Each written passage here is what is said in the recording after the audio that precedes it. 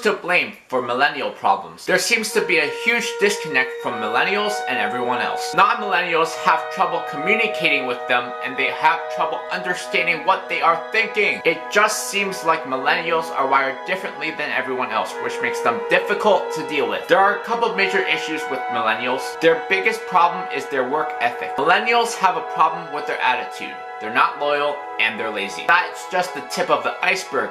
The real issue is that millennials aren't eager to learn. They aren't eager to learn from their more experienced coworkers because they already think they know everything. Another issue with millennials is that they're too dependent on technology. Technology was meant to give us assistance, but instead it has led to our downfall. If you ask a millennial to travel to a point of interest by reading a map, they probably wouldn't be able to do it. Millennials also struggle with addiction to cell phone and computers. Most millennials can't go for 1 minute without looking at their phones. Even when they're eating, they must look at their phone. Stress and anxiety issues are also huge issues for millennials. Parents put tons of pressure on kids to get straight A's and get into top colleges. In order to get into top colleges, kids are overwhelmed by their schoolwork because they're taking on more coursework than they can handle. Not only do these kids have to excel in school, but they have to excel in extracurricular activities too. Due to these demands, kids no longer will have a childhood and are forced to grow up way quicker than they want to.